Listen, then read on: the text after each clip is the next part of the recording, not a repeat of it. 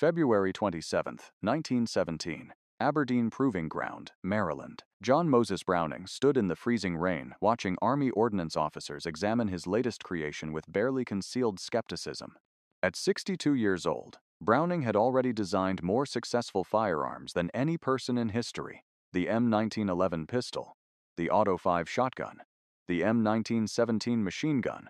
Each had been adopted by military or commercial markets, and each had made fortunes for manufacturers. But this rifle, the weapon he believed was his masterpiece, was being rejected before it even fired a shot. The rifle resting on the test bench was unlike anything the Army had seen. It weighed 16 pounds, far heavier than the standard 9-pound Springfield rifle. It fed from a 20-round detachable magazine rather than the Springfield's 5-round internal magazine. Most radically, it was fully automatic, capable of firing all 20 rounds in less than 3 seconds. The Army officers examining it were not impressed. Colonel John Thompson, the officer overseeing small arms development, picked up the rifle and hefted it skeptically. "Mr. Browning," he said, "this weapon is far too heavy for infantry use. No soldier can carry this, plus ammunition, plus his other equipment, and still function effectively. The automatic fire capability will cause soldiers to waste ammunition. The complexity will make field maintenance impossible. I'm sorry, but the Army cannot adopt this rifle." Browning had heard variations of this speech before. Every revolutionary weapon he had designed had initially been rejected by someone who couldn't see past conventional thinking. But rejection always stung, especially when Browning knew he had created something extraordinary. "Sir," Browning said carefully, "I understand your concerns, but I'd like to demonstrate what this rifle can do before you make your final decision." Thompson looked at his watch. "Very well. You have 15 minutes. Browning smiled. "I'll only need 5.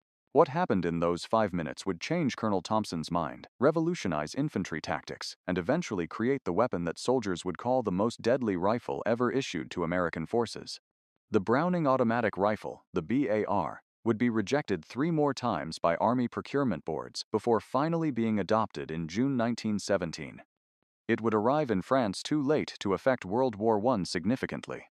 But in World War II, Korea, and Vietnam, the BAR would prove to be exactly what Browning had promised: a portable automatic weapon that gave infantry squads firepower previously requiring crew-served machine guns. This is the story of how one civilian gun designer's rejected rifle became America's deadliest weapon, how bureaucratic skepticism nearly prevented its adoption, and how the soldiers who carried it into combat recognized its genius, even when the generals who approved procurement couldn't see it.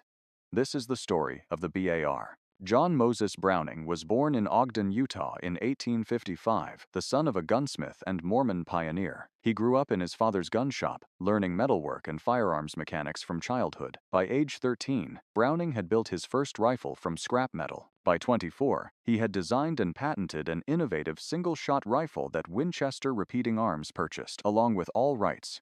This began a 30-year relationship between Browning and Winchester that produced dozens of successful firearms, including the Winchester lever-action rifles that became icons of the American West. Browning's genius lay in understanding firearms mechanics at a fundamental level. He could visualize how gases, springs, and levers interacted. He could predict how modifications would affect function. Most importantly, he could design mechanisms that were both innovative and reliable, a rare combination in firearms design. By 1914, when World War I began in Europe, Browning had designed successful pistols, rifles, and shotguns, but he had been working on a new concept that obsessed him: a shoulder-fired automatic rifle. The idea wasn't entirely new. France had developed the Shot automatic rifle, issued in 1915. But the Shot was notoriously unreliable, prone to jamming, difficult to control when firing, and universally hated by soldiers who used it. Browning believed he could design an automatic rifle that was reliable, controllable, and practical for infantry use. He began work in 1914 on what would become the BAR. The technical challenge was significant. Automatic fire generates heat, recoil, and mechanical stress far exceeding manual operation. An automatic rifle needed to manage these forces while remaining light enough for one man to carry and accurate enough to hit targets. Browning's solution was elegant. The BAR used a gas-operated mechanism where expanding gases from each fired round drove a piston that cycled the action. This system was reliable and used the weapon's own power to reload itself.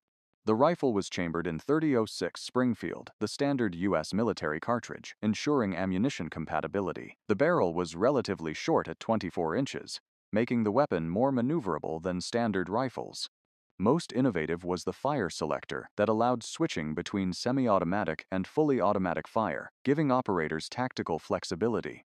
By February 1917, Browning had a working prototype. He believed it would revolutionize infantry tactics by providing squads with mobile automatic fire, but he needed military adoption to prove his vision.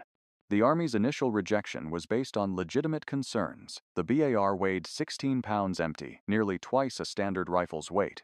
With a loaded magazine and soldiers' other equipment, the weight burden was significant. The ammunition consumption in automatic mode was approximately 550 rounds per minute. Standard infantry ammunition loads couldn't sustain that rate of fire for long. The complexity of the gas-operated mechanism required more maintenance than bolt-action rifles. The weapon's cost, estimated at approximately $300 per unit versus $30 for a Springfield rifle, was 10 times higher. These were reasonable objections that had led to the rejection, but Browning had anticipated them and had arguments ready. During his 5-minute demonstration at Aberdeen, Browning showed that the BAR's weight was manageable for fit soldiers and necessary for controlling automatic fire. The automatic fire capability allowed one soldier to suppress enemy positions that would otherwise require multiple riflemen. The weapon's reliability, despite its complexity, was actually superior to simpler designs because Browning's gas system was inherently robust.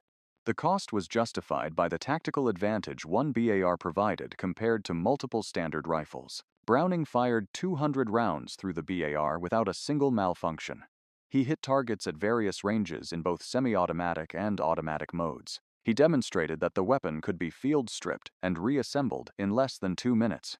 Most impressively, he fired the BAR fully automatic while walking forward, demonstrating that the weapon was controllable despite its firepower. Colonel Thompson was convinced. He recommended the BAR for adoption with one condition: Browning needed to simplify the design to make it cheaper and faster to produce. The United States was about to enter World War I and would need weapons immediately. Browning agreed to modifications that would make the BAR more suitable for mass production. Over the next 3 months, he worked with Colt Manufacturing to finalize a production design. The production BAR incorporated changes to simplify manufacturing, used more stamped parts instead of machined parts, had a simplified gas system with fewer adjustable components, and kept the key features: selective fire, 20-round magazine, and .30-06 chambering. In June 1917, the U.S. Army officially adopted the Browning automatic rifle as the M1918 BAR. The designation reflected the expected production date, though the weapon wouldn't reach troops until September 1918, just 2 months before the war ended. Initial production was slow. Colt manufactured approximately 52,000 bars during 1918, but only about 2,500 reached France before the armistice in November. The few American soldiers who used BARs in combat reported enthusiastically about the weapon. It provided firepower that could suppress German machine gun nests. It was reliable in trench warfare conditions.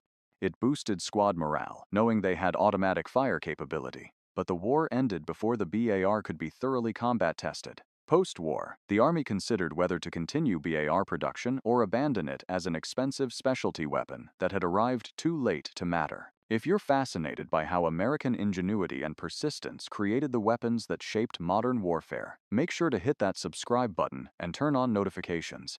We bring you the untold stories of innovation that changed history. Now let's see how the BAR went from almost being canceled to becoming legendary. The 1920s and 30s were difficult years for the BAR. The Army reduced procurement drastically after World War I. Existing BARs were kept in inventory, but production essentially stopped.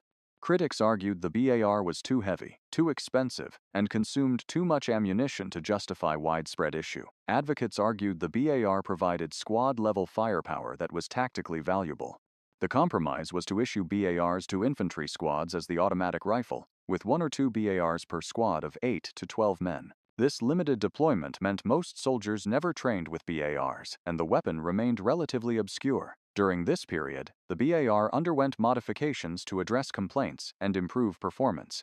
The M1918, a 1 variant, adopted in 1937, added a bipod for stability when firing prone, a carrying handle because the barrel heated quickly during automatic fire, a hinged buttstock for more comfortable shooting positions, and a slower rate of fire, 350 rounds per minute versus 550, to improve controllability and reduce ammunition consumption. These modifications made the BAR more practical for sustained use, but didn't address the fundamental weight issue. At 19.4 pounds with loaded magazine and bipod, the M1918, a II variant adopted in 1940, was heavy by any standard. But soldiers who trained with it discovered that the weight was manageable and the firepower was worth the burden. The BAR found an unexpected role in law enforcement during Prohibition and the Depression. Criminals, including John Dillinger and Bonnie and Clyde, acquired BARs and used them in bank robberies and shootouts. The BAR's firepower gave criminals advantages over police armed with revolvers and shotguns. Law enforcement agencies responded by acquiring their own BARs. FBI agents famously used BARs during the shootout that killed Bonnie and Clyde in May 1934. This criminal use gave the BAR a notorious reputation in popular culture, but also demonstrated the weapon's effectiveness. If criminals valued the BAR enough to acquire them illegally, the weapon clearly had significant practical advantages. World War II transformed the BAR from a limited-issue specialty weapon to standard infantry equipment. The war's scale required equipping millions of soldiers. The BAR's tactical value, demonstrated in combat, justified its cost and weight. American infantry doctrine evolved to center the rifle squad around the BAR. A typical World War II infantry squad consisted of 12 men, including a squad leader, a BAR man who operated the BAR, an assistant BAR man who carried extra ammunition and assisted the primary operator, and 9 riflemen with M1 Garands, or M1903 Springfields. The squad's tactics revolved around the BAR. The rifleman's job was to support the BAR by suppressing enemies and protecting the BAR man. The BAR's job was to provide the heavy firepower that enabled the squad to assault positions, suppress enemy fire, or defend against attacks. This tactical doctrine worked remarkably well. American infantry squads had more organic firepower than German or Japanese squads, partly because of the Garand semi-automatic rifle, but also because of the BAR's full automatic capability. The combination of 8 Garands and 1 BAR gave American squads firepower that enemy forces with bolt-action rifles and fewer automatic weapons couldn't match. Combat experience in North Africa, Italy, and France validated the BAR's design and Browning's original vision. Soldiers loved the BAR, despite its weight. They recognized that the firepower was worth carrying 16 to 19 pounds. Soldiers fought over who got to carry the BAR in their squad because the weapon was so effective. The BAR became the most respected weapon in the infantry arsenal after the M1 Garand. Specific combat examples demonstrate the BAR's effectiveness. During the D-Day landings, BAR men provided covering fire that allowed their squads to advance across exposed beaches under heavy German fire.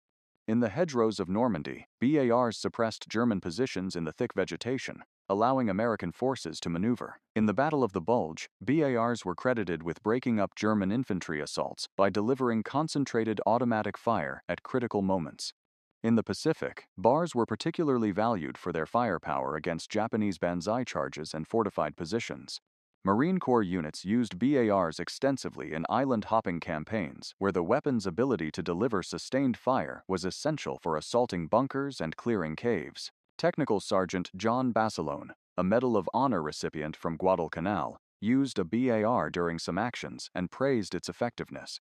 The weapon's reliability in jungle conditions, where moisture and sand disabled many weapons, proved Browning's design wisdom. The BAR functioned in rain, mud, sand, snow, and extreme temperatures from Pacific heat to European winter cold. This reliability, combined with firepower, made it indispensable. Soldiers developed techniques to maximize the BAR's effectiveness. BAR men learned to fire in short bursts rather than long automatic strings to conserve ammunition and maintain accuracy. They learned to use the bipod effectively for stability while still remaining mobile. They learned to maintain the weapon's gas system to ensure reliable operation. These techniques, passed from experienced soldiers to new replacements, created a body of practical knowledge that made the BAR even more effective than its designers had anticipated. By 1945, over 350,000 BARs had been manufactured by Colt, Winchester, and other contractors. This was more than 10 times the number produced during World War I. The production increase reflected the BAR's proven combat value and the military's recognition that Browning's design was exactly what infantry squads needed. The post-World War II period saw the BAR continue service despite the development of newer weapons. During the Korean War, BARs equipped American and South Korean forces fighting North Korean and Chinese armies. The BAR proved valuable in the Korean War's fluid combat, where squads needed mobile firepower. Chinese forces often attacked in large numbers, trying to overwhelm American positions through mass assault. Bar fire broke up these attacks by delivering the concentrated automatic fire that made mass assaults suicidal. The cold Korean winter tested the BAR's reliability in extreme conditions. The weapon functioned reliably in temperatures that disabled many other weapons. Soldiers learned to keep BARs covered to prevent snow and ice accumulation, but the weapon's robust design meant it continued functioning even in brutal conditions. Vietnam saw the BAR's final combat use by American forces. By the 1960s, the BAR was being replaced by the M14 rifle and M16 rifle, both capable of automatic fire. But some special forces and advisory units continued using BARs into the mid-1960s because they preferred the weapon's reliability and hitting power over newer designs.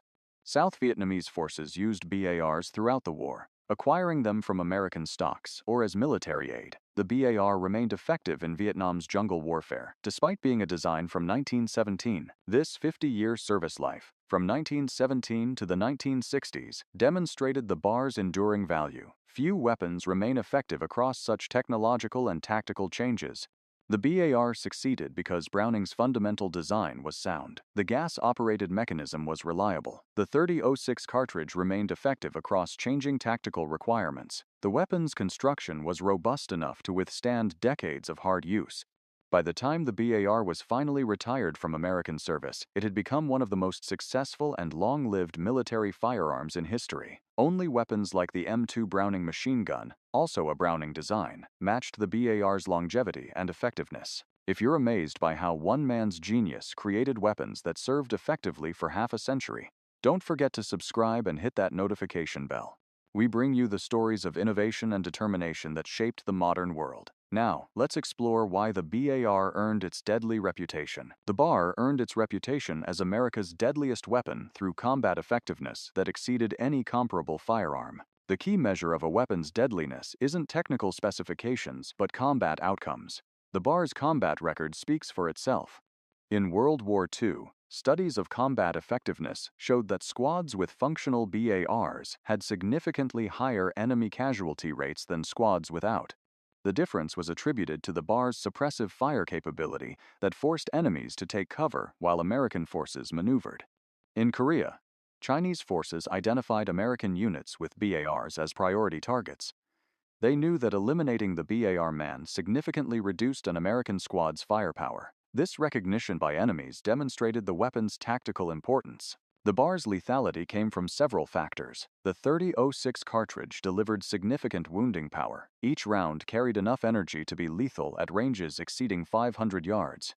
The automatic fire capability meant BAR men could engage multiple targets rapidly or deliver concentrated fire on single targets. The weapon's accuracy, even in automatic mode, was superior to submachine guns and comparable to many rifles in semi-automatic mode.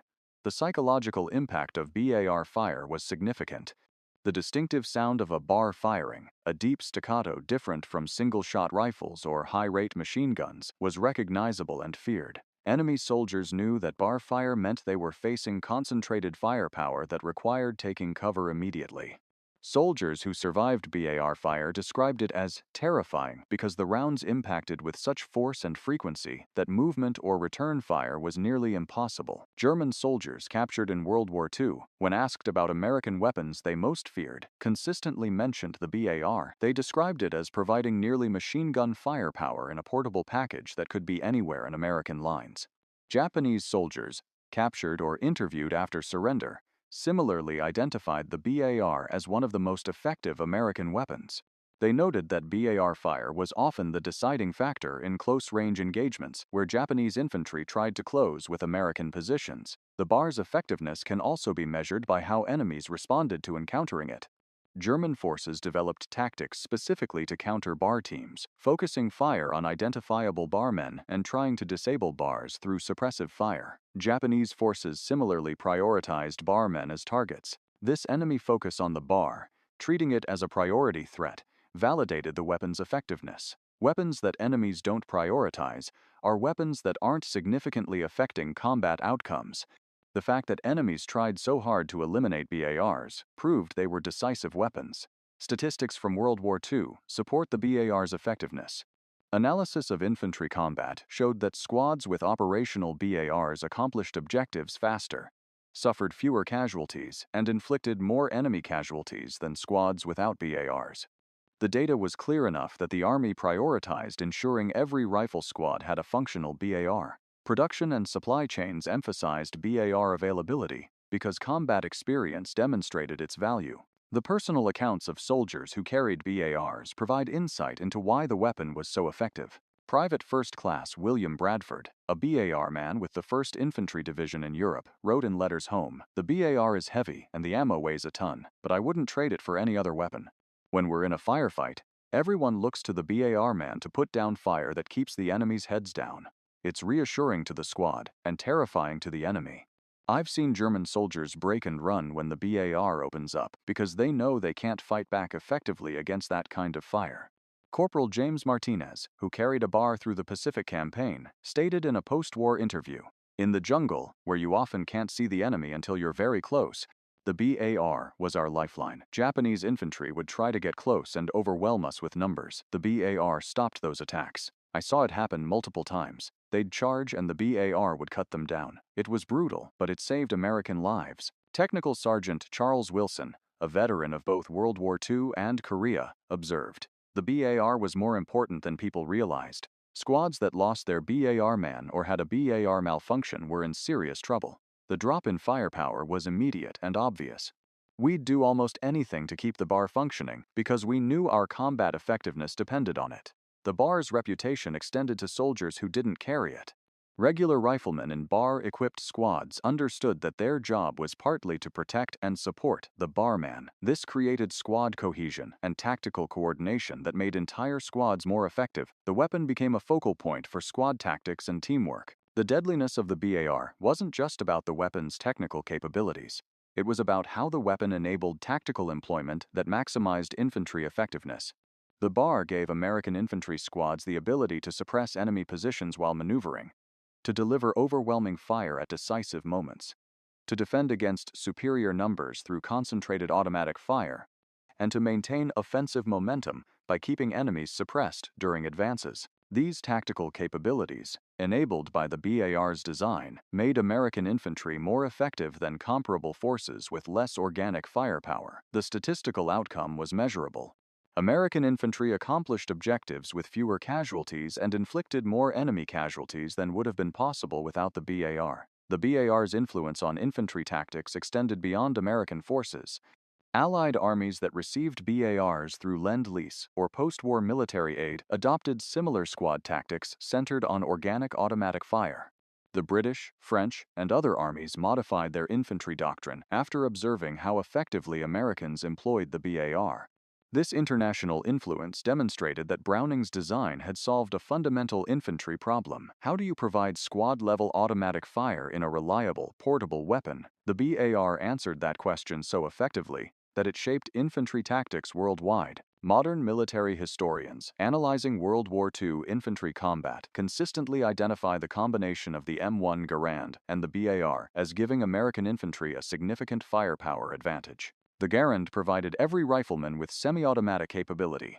The BAR provided the squad with full automatic capability. Together, these weapons created an infantry squad with firepower that outmatched comparable German or Japanese units. Some historians argue the BAR was more important to American tactical success than more famous weapons like the Sherman tank or P-51 Mustang. While tanks and aircraft won attention, infantry combat determined most battles' outcomes.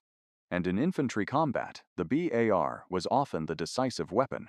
This assessment, while debatable, reflects the BAR's combat record and the consistent testimonies from soldiers who used it or faced it in combat. John Moses Browning died in November 1926. less than 10 years after the BAR's adoption and before the weapon proved itself in World War II. He didn't live to see his design become one of history's most successful military firearms, but Browning knew the BAR was his masterpiece in infantry weapons design.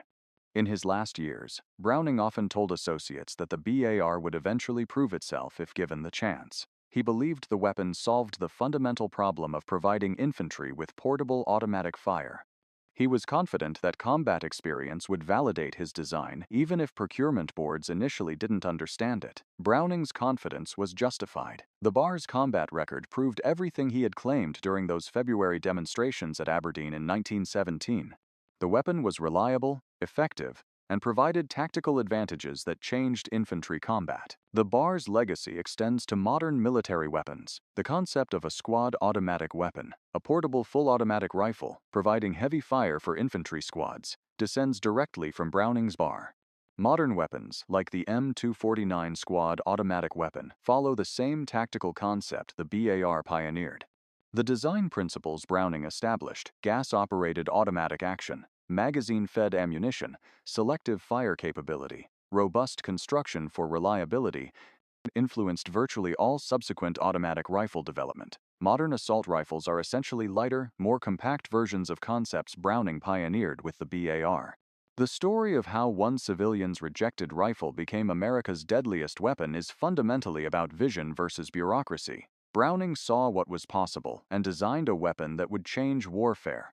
Army procurement officials saw a heavy, expensive, complicated rifle that didn't fit existing doctrine. Both perspectives were valid given available information, but combat would prove Browning right. The BAR succeeded because it solved a real tactical problem. Infantry squads needed organic automatic fire. The BAR provided it reliably in a package that one soldier could carry and operate. No other weapon of its era did this as effectively.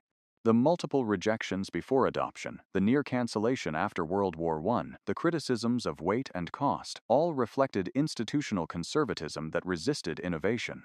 But soldiers who actually used the BAR in combat recognized its value immediately. This gap between institutional assessment and user experience is common in military procurement. The BAR's story shows that sometimes civilians understand warfare better than career military officers. Browning, despite never serving in combat, designed weapons that soldiers loved because he understood the practical needs of men in combat. The BAR's 50 years of service, from 1917 through the 1960s, demonstrates that truly good designs remain effective across changing technological and tactical environments.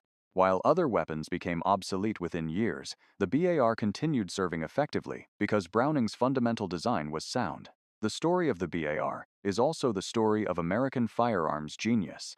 John Moses Browning created dozens of successful weapons, but the BAR may have been his most influential military design. It shaped infantry tactics, influenced weapon development worldwide, and served effectively far longer than anyone predicted. Today, Browning automatic rifles are collectible firearms, with authentic examples valued by collectors and shooting enthusiasts. The surviving BARs, many still functional after 80 or more years, testify to Browning's engineering excellence and the weapon's robust construction. Veterans who carried BARs remember them with respect and affection.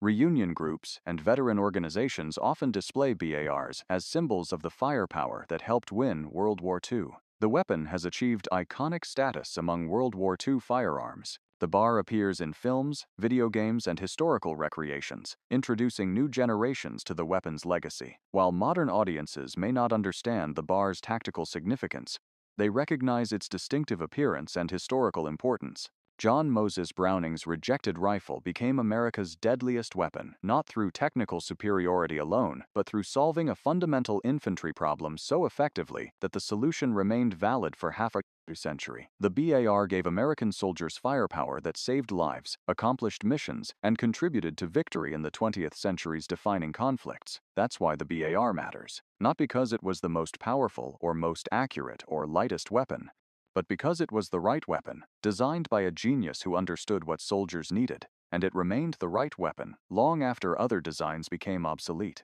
The civilian gun designer who faced rejection and skepticism created a military weapon that soldiers would praise for generations. That's John Moses Browning's legacy. And that's why the Browning automatic rifle deserves recognition as one of the most successful and influential military firearms in history. The weapon that was nearly rejected became the weapon that soldiers wouldn't give up, that enemies feared, and that shaped modern infantry tactics. That's the measure of true genius in firearms design.